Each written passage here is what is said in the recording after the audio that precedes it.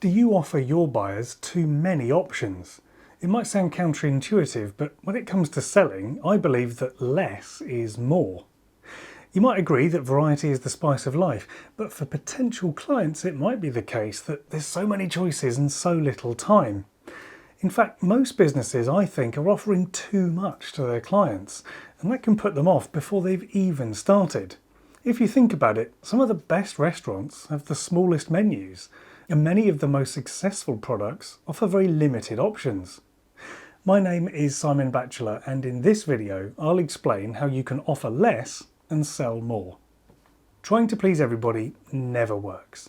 When you're in the middle of your business, strategizing, marketing, delivering, giving people options to choose from can seem like a really good idea. And it seems obvious that people want a choice in what they're buying. They want to maximize what they're getting for their money. However, this is the wrong way to sell, and I see it all of the time.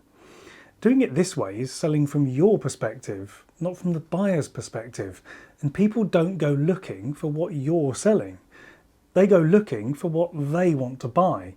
With simple purchases, people will often adjust what they're looking for to fit what's on offer. But when it comes to a considered purchase, rightly or wrongly, people have a more fixed preconception of what it is they want to buy.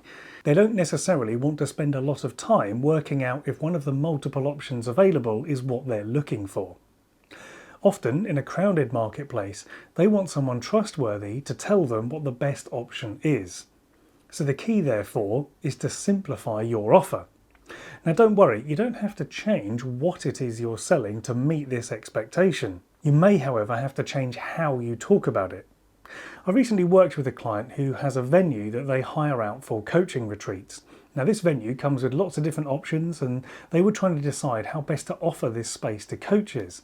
So we sat down and we worked out that actually the best way was to price it per person, because this is how the coach would be selling the spaces on the retreat. So therefore, offering a straightforward package, which includes most of the popular options priced per person, makes it easier for that coach to buy.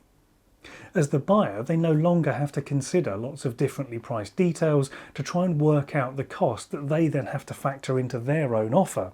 Simplifying it to a price per person either fits with their budget or it doesn't. Whichever it is, that simple all-included packaging and pricing approach saves the potential buyer a lot of time and makes it a lot more attractive. So what my client was offering hasn't actually changed, but what they've done is move from a long list of individually priced options to a single cost that has made their offer a lot more appealing to the coaches who are their target market. So you can do the same by flipping your perspective on selling.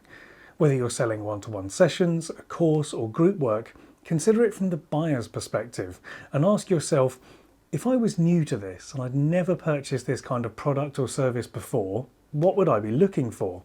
Then take a step back and look at your current offer from the buyer's perspective and think, well, is it clear? Is it simple? And is it in language that the buyer will understand straight away? There'll be time later to go into the detail with prospective clients and explain how it all works and what it all means once that process starts. So the key here is to save that for later. Right now, you need an offer that's really easy to understand, and crucially, it's what your ideal clients are actually looking for. Now you might be thinking, well, hang on a minute, Simon, this all sounds great, but I don't know what people are looking for. And this comes up more often than you'd think. So whether you're starting out or you've been exploring a new niche for a while, it can be hard to know what people want, but there's a simple way to find out. Ask them. It might seem obvious, but if you're not sure what your ideal client is looking for, then you haven't asked the right questions.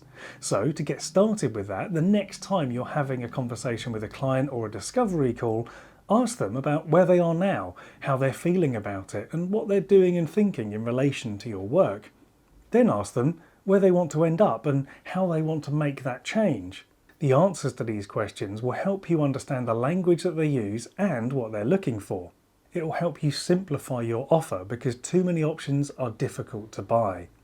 So what you sell is less important than how you sell it. It's a lot easier to offer things that people want and are looking for than it is to try and appeal to a wider range of people by attempting to offer everything. In other words, make what people want and are searching for instead of what you want to make. I made another video that goes deeper into clients' needs and wants if you want to explore that a bit further. The fundamental principles of marketing are getting clear on who you want to work with and why they can trust you to deliver it. That clarity leads you to a simpler offer that will appeal to your ideal client, so that's worth spending some time on.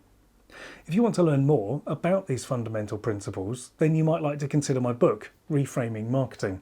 It's a 3-step plan for effective and ethical marketing, and it has lots of exercises to help you get clear on who you want to work with, what you can offer them, and how you can build trust with them so that they say yes to your offer. You can order your copy directly from me at reframingmarketing.com. I'll see you in the next video.